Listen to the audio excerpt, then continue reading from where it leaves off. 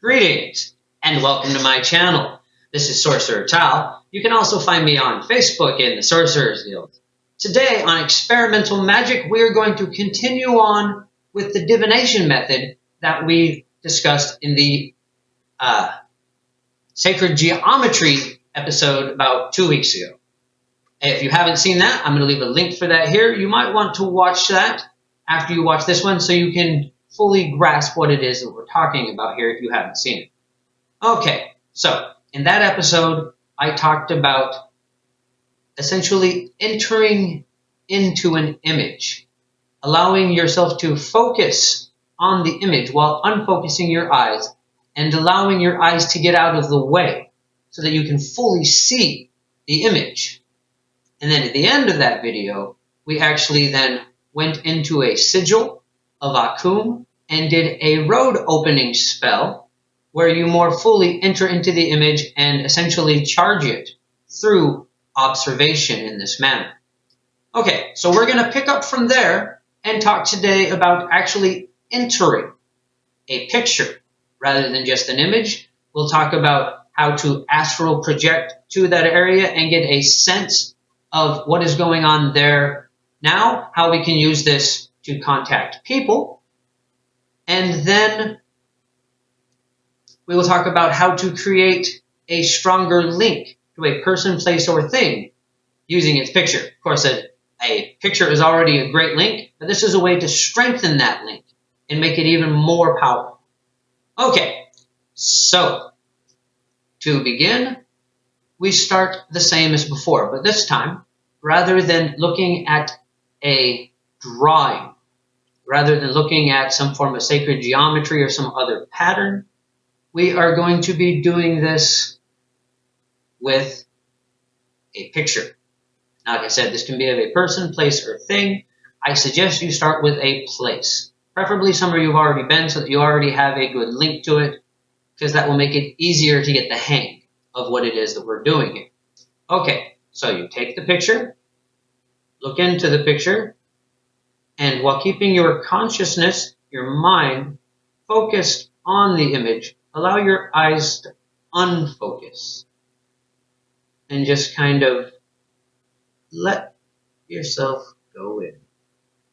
Let yourself go into the image. And the same as before, you'll begin to see a little bit of motion, maybe some fogginess on the edges of your vision. And remember, it is okay to blink during this process. You want to keep your eyes clear, but unfocused. So look into the image, all into it. Allow yourself to go.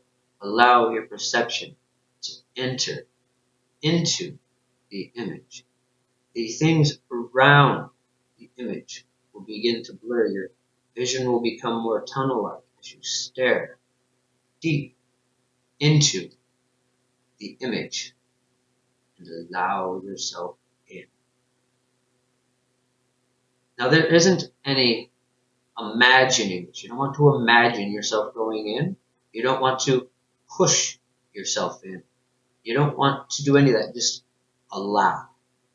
Just focus on the image, unfocus your eyes, and allow perception to go in, to create depth, to enter into the image.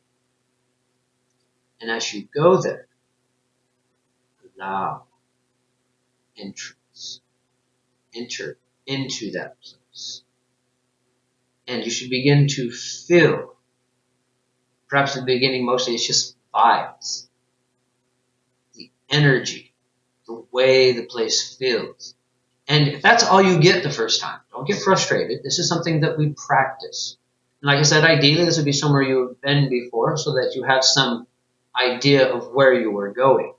But just look at the image, allow yourself. And once you enter that place, the most, as you can feel it, the most that you can, you want to make a link. Create a moment. I often do this with marking a sigil. Have a sigil that you create in that moment. Something very simple. Just a small mark of some kind that you can then use as a bookmark for your progress. So the next time that you look into that same picture, use that sigil as part of how you get there. And that creates a stronger link that I was talking about. Now, if you're wanting to enchant a place, you go into it and then make the sigil that you want to use on that place once you're in, once you feel that moment. And it's important to keep your eyes open as long as you can, but if when you start merging, when you start truly creating the motion to enter into the picture, it no longer matters if your eyes are open or closed. So don't concern yourself with it. If your eyes wind up closing, that is okay. Don't concern yourself with your eyes once you get in, once you have entered. They will blink on their own if they're still open. If they're not, it doesn't really matter at this point. There shouldn't be a difference as you enter in and go into the image. Now, like I said, this can be done with a person, place, or object. But we're going to stick with the place part for a minute. The other thing that you can do with this then is to open yourself up to a place. If you want to draw the energy and vibe of a place into another place where you are, or just feel the comfort of somewhere that is homely, or whatever vibe it is you want to feel and draw into an area, go into the picture, and then once you're fully there, this time you want to imagine it opening and creating a doorway from that place to where you are. And at that point, if you want to then be able to access this quickly, you would create a sigil on the energy that you feel from that place in that moment, and use that sigil whenever you're trying to draw upon that energy. And we can do this also to project to those places, to enchant them with sigils that we cast from a distance by using an image, or we can draw that energy towards us and help it manifest in other places. Now, with a person, it is much easier if you have the person's permission. Now, I realize not all the work we do is of that nature, but it is very useful in this particular endeavor. But you enter into the picture the same way. First you focus on the image, the picture of the person, then allow your eyes to unfocus, and then you change your focus from the image to their face to their eyes, and allow yourself to go in and enter and reach towards them and create a link, create a passage.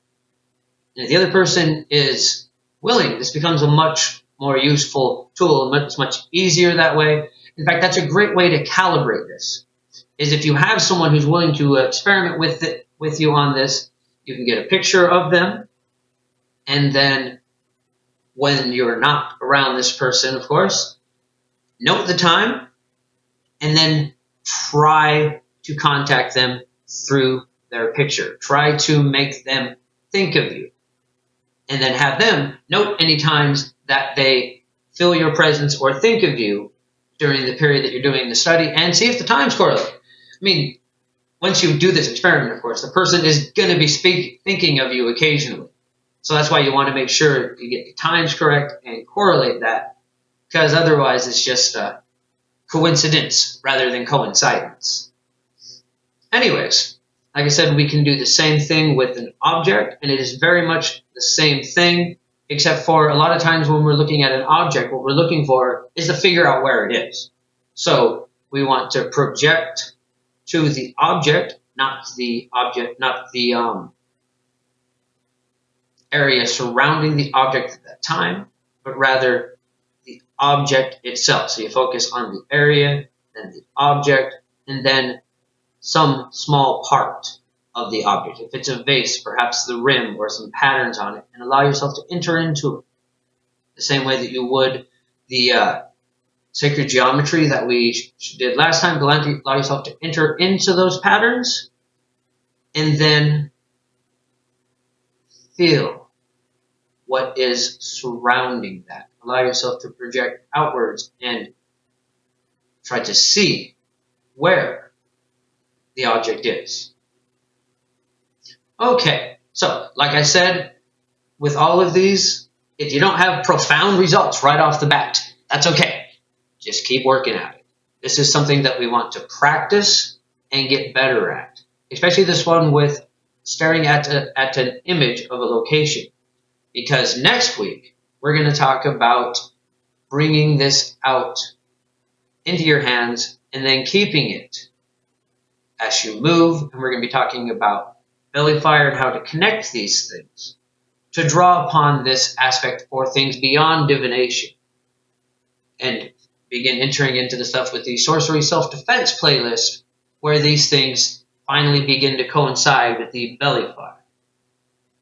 Okay, so like I mentioned in the sacred geometry episode, I have started a membership program. The first tier is 99 cents, so you'll get access to some of the blooper reels that are going to be coming out and stuff like that. But I'm not going to put anything important behind the paywall. There are tiers above that. If you'd like to support the channel and help me continue doing what I do, that is a great way to do it. You can also, of course, just subscribe to the channel or like the video, and all of these things help. But we will finally be going live this Saturday. It's actually, by the time this comes out, tomorrow. We'll be going live tomorrow afternoon. And I'll be doing some sorcery self-defense stuff and then some stick breakings and readings for members who are at that membership tier. Okay, that's going to be it for this episode. Thank you once again for joining us. Bright blessings and an interesting fate. This has been Sorcerer Tal.